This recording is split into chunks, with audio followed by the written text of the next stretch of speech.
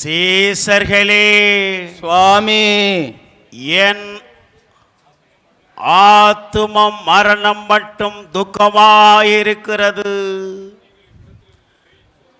நீங்கள் இவ்விடத்திலிருந்து பேயின் சோதனைகளுக்கு ஆட்படாதபடி விழித்திருந்து ஜெபம் செய்யுங்கள்.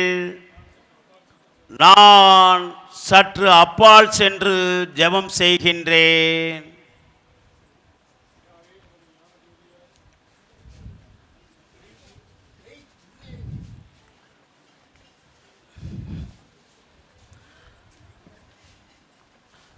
பிதாவே, உமது ஞான ஜோதியாய் பிறந்த சுதன் நான் தானே. ஆதாம் என்கிற ஆதி மனிதனுடைய பிள்ளைகளாகிய பாவிகளின் வேஷம் தரித்து துக்க சோப இருளடைந்து மரணிக்கின்ற அச்சத்தோடு இருக்கும் என்னை பாரும். இந்த வியாகுலத்தின் பாத்திரம் என்னை விட்டு அகலும்படி செய்யும். ஆயினும் என் மனதின்படியே வேண்டாம், உமது சித்தத்தின்படியே ஆகட்டும் பிதாவே.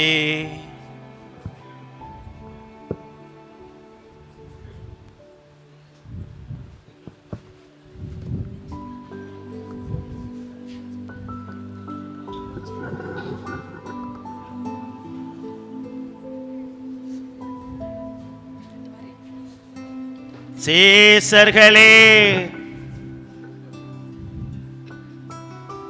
சீசர்களே,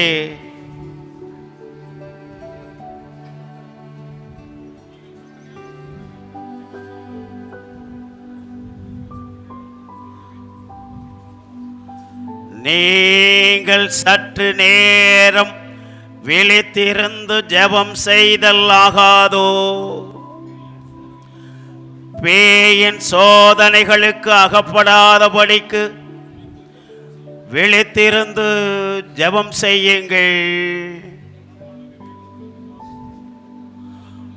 மனமானது வேகம் உள்ளதுதான், ஆனால் மாமிசமோ துர்பலமானது.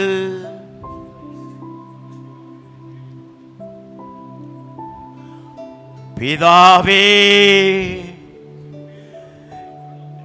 என் பேரில் வரப்போகிற மரண உபாதைகளை நான் அனுபவிக்க வேண்டும் என்பதே தேவரீர் சித்தத்திற்கு ஏற்றிருக்குமே ஆகில் எனக்கு 1000 பிராணம் இருப்பினும் அதை ஏற்று செலவழிக்க 100,000 சிலுவை மரணங்களையும் சந்தோஷத்துடன் ஏற்றுக்கொள்ளுகிறேன்.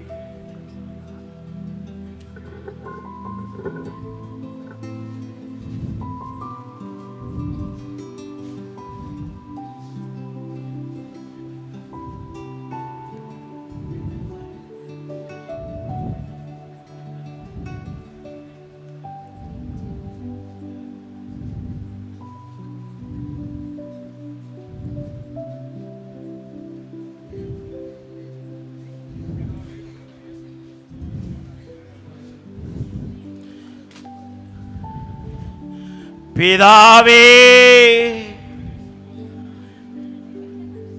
உம் நேசமுள்ள சுதனாகிய என் பேரில் வரப்போகிற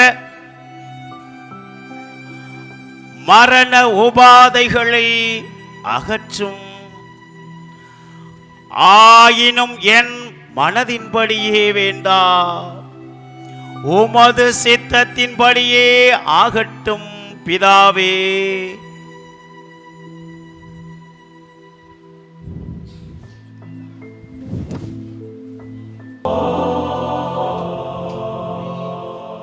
ஆதியின் சுதனே எந்தன் தேவனே,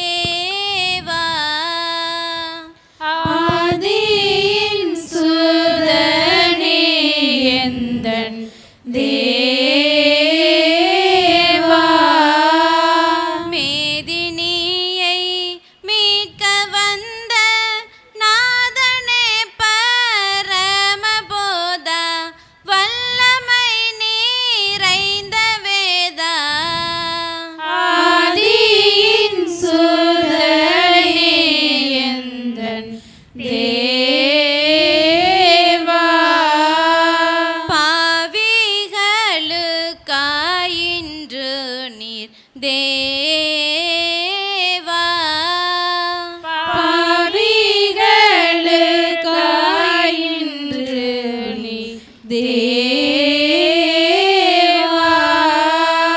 இதை அறியா தேனரகில் எத்தனையோ போய் விழுவர் என்று நினைத்தே தயங்கும். ஆதியின் சுதனே எந்தன் தேவா. அத்தனே நீர் கசப்பை தேவா. அத்தனே நீரி கசப்பை தேவா. அருந்தவே வேணுமென்று நித்திய பீதாவின் சித்தம் நீமலனே எழுந்தருளும். ஆதியின் சுதனே எந்தன் தேவா. ஆதிபரன் சுதன் தேவா, அம்புவி மீண்டிட தெம்புய தியாபா, ஆனந்த ஸ்துதியே தேவா. ஆதிபரன் சுதன் தேவா, அம்புவி மீண்டிட தெம்புய தியாபா, ஆனந்த ஸ்துதியே தேவா. ஆதிபரன் சுதன் தேவா. புதலத்தோரை பொன் கதியேற்றி மதய மணுவானீர், நிதி பரமனின் கோபமே மாற்றி. நிதி பரமன் கோபமே மாற்றி. நிதி பரமனின் கோபமே மாற்றி, நான் நிலம் மதுவால பாலடைந்த நன்மைகள் மிகுந்த புண்ணிய பலனால் நரகலகைகள் தாழ. ஆதிபரன் சுதன் தேவா, அன்புவி மீண்டிட தெம்புய தியாபா, ஆனந்த ஸ்துதியே தேவா. ஆதிபரன் சுதன் தேவா. இத்தனை கொடிய பாடுகள் அனைத்தும் இதையெல்லாம் மறந்து எத்தனையோ பேர் நரகினில் விழுவர். எத்தனையோ பேர் நரகினில் விழுவர். எத்தனையோ பேர் நரகினில் விழுவர். சத்தியனே தெரியும் அர்த்தனை பின்பு அடைந்திடும் ஜெயத்தை அறிந்துமே எழுந்திடுவாய் தேவா. ஆதிபரன் சுதன் தேவா, அம்புவி மீண்டிட தெம்புய தியாபா, ஆனந்த ஸ்துதியே தேவா. ஆதிபரன் சுதன் தேவா. தேவகுமாரனே எழுந்திடும். நீர் அனுபவிக்கிற இந்த சோப வியாகுலத்தையும் வசக்கேட்டையையும் தனிமையையும் கண்டு மனம் இறங்குகிறேன். பலவினர்களுக்கு பலன் கொடுக்கிறதும் துக்கிக்கிறவர்களுக்கு ஆறுதல் அளிக்கிறதும் நீர் அல்லவோ? உமக்கு எவ்விதம் நான் ஆறுதலாக கூடும் சுவாமி? உமக்கு மனித பேரிலுள்ள தயையும் அவர்களை இரட்சிக்க உமக்குள்ள கருணையையும் பரிச்சேதம் விடலாகாதென்றால் இந்த துக்கமும் இல்லாமல் போக மாட்டாது. அவர்களுடைய ஆக்கினை நிவாரணம் பண்ணப்பட வேண்டுமேயாகில் நீர் மரணத்தை அனுபவிக்க வேண்டும். ஏனெனில் மனித ஜாதிகளை இரட்சிக்கிறவர் நீரல்லாது வேறில்லை. ஆகையால் நீர்தாமே பாடுபட்டு உலகத்தை மீட்டு ரட்சிக்க வேண்டியதாயிற்றே சுவாமி. நேசமுள்ள பிதாவே, உமது சித்தம் போலாகட்டும்.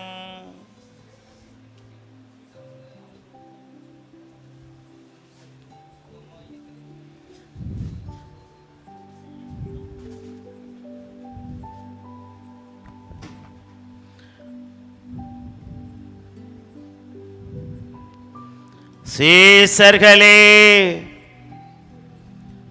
சீசர்களே, சீசர்களே,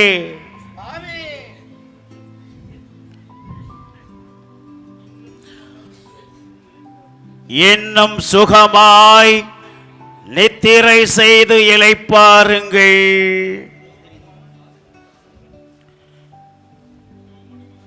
இதோ மணமகன் பாவிகளுக்காக கையளிக்கப்பட போகின்ற நேரம் இதோ சமீபத்தில் வந்துவிட்டது. இதோ நம்மை காட்டி கொடுப்பவன் யூத படைகளுடன் இதோ நம் அருகில் வந்து கொண்டிருக்கிறான். வாருங்கள், நாமும் செல்வோமாக.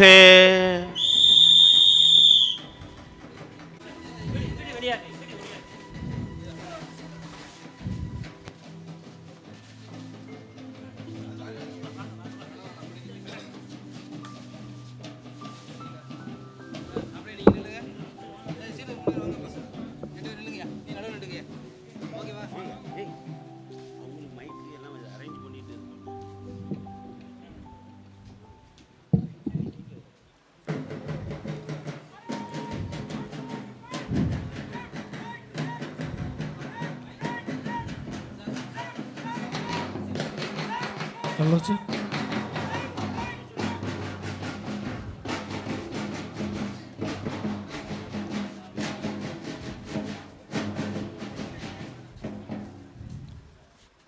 சத்தம் செய்யாமல் இல்லுங்கள்.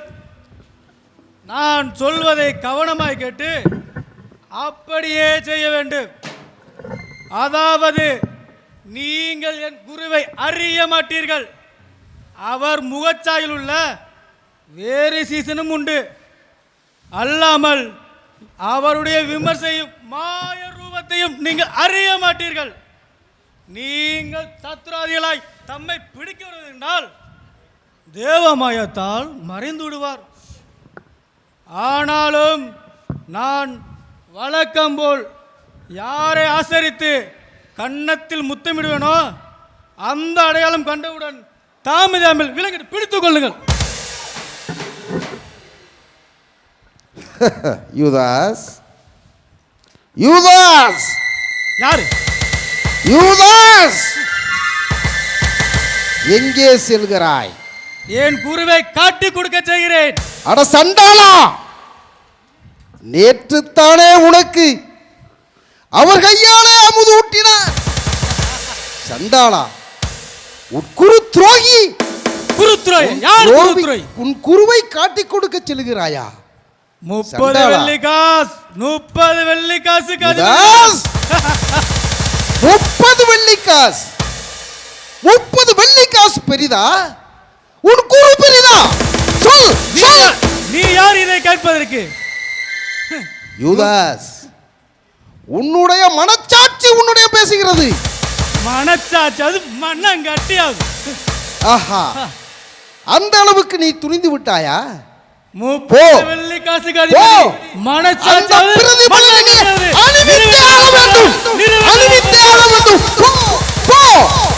நிறைவேற்ற நான் போகிறேன். 30 வெள்ளி காசுக்கு அதிபதி.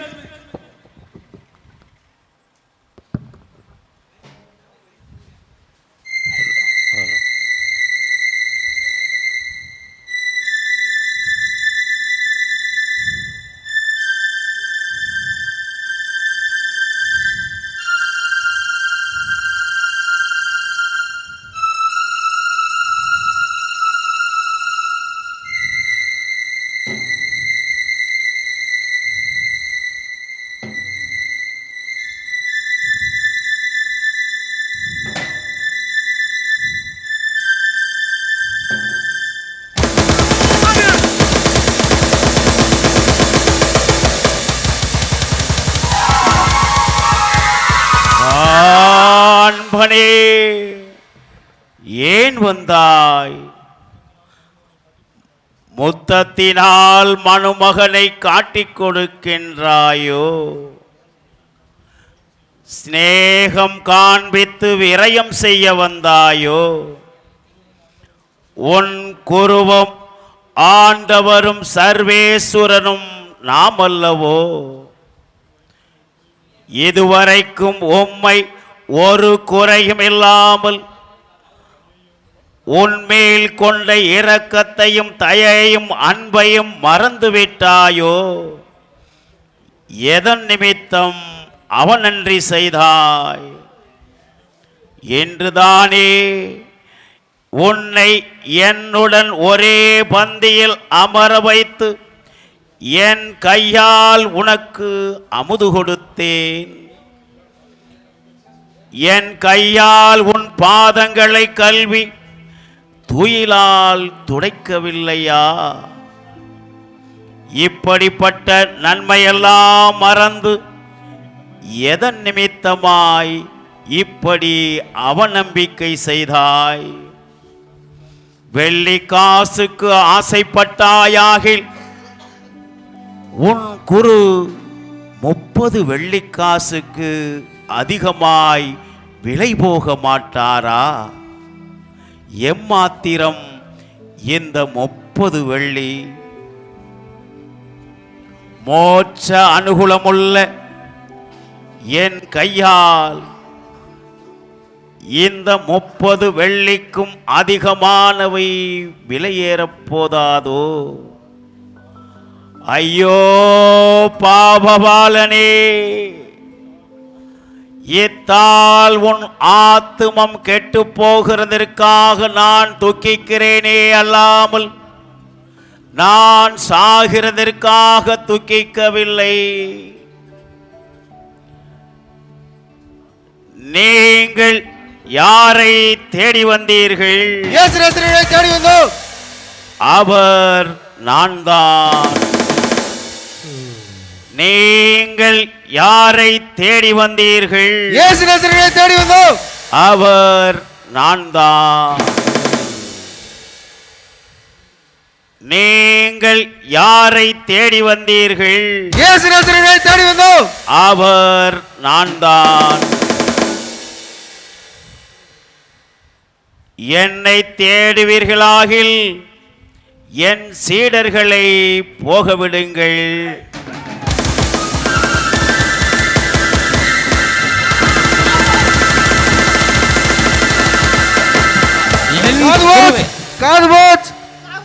என் குருவையா பிடிக்க பார்க்கிறீர்கள்?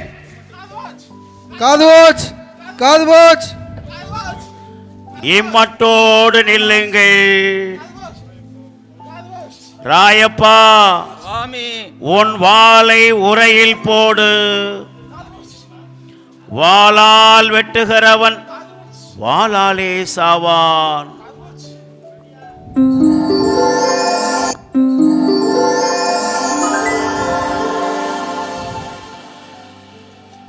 நமக்கு வேண்டுமாகில் தேவதூதரனுடைய படைகளை யாம் பெறப்போகலாதாகாதோ?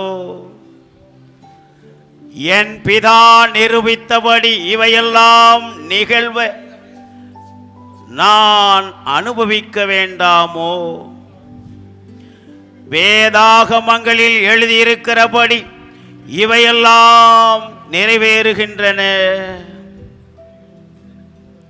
நீங்கள் ஒரு திருடனை பிடிப்பது போல கத்திகளோடும் தடிகளோடும் வாள்களோடும் வந்தது ஏன்? நான் நாள்தோறும் தேவாலயத்தில் போதிக்கும் போது என்னை பிடிக்காமல் போனதென்ன? ஆயினும் வேத புத்தகத்தில் எழுதியிருக்கிறபடி இதோ நிறைவேறுகிறது. இந்த நசரனை பிடித்து கயிறு சங்கிலியால் கட்டி நமது குருவாகிய அண்ணாசன் கொண்டு வாருங்கள். சோழன் சதிகாரனை கொண்டு வரோம். சோழன் சதிகாரனை கொண்டு வரோம்.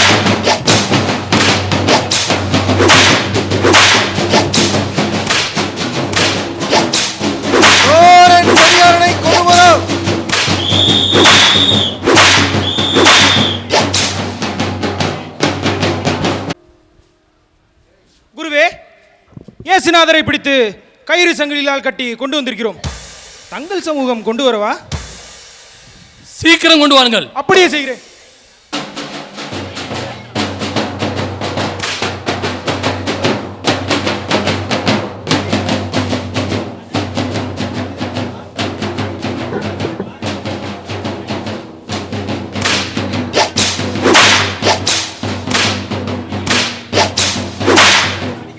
சோர்ந்தும் சதிகாரனை கொண்டு வரோம். சோழன் சதிகாரனை கொண்டு வரோம்.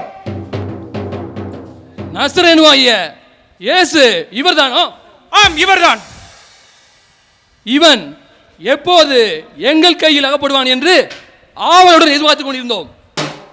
கடைசியாக அகப்பட்டான். இவன் செய்த புதுமைகள் என்ன? எல்லாவற்றையும் பார்க்கலாம். இது என் அதிகாரத்தின் வருஷமாக இருந்திருந்தால் இவனை என்ன செய்வதென்று நானே யோசித்துக் கொள்வேன். ஆயினும் பரவாயில்லை. யூத சங்கத்தார்களே, இவனை இவ்வருஷத்துக்கு அதிகாரம் பெற்ற குருப்பிரசாதியாகிய எனது மருமகன் கைப்பாசிடம் கொண்டு போங்கள். அடா தம்பிமார்களே, இவனை கைப்பாஸ் என்கிற குருவிடம் கொண்டு போவோம். பாருங்கள், சோரன் சதிகாரனை கொண்டு வரோம். சோழன் சதிகாரனை கொண்டு வரோம்.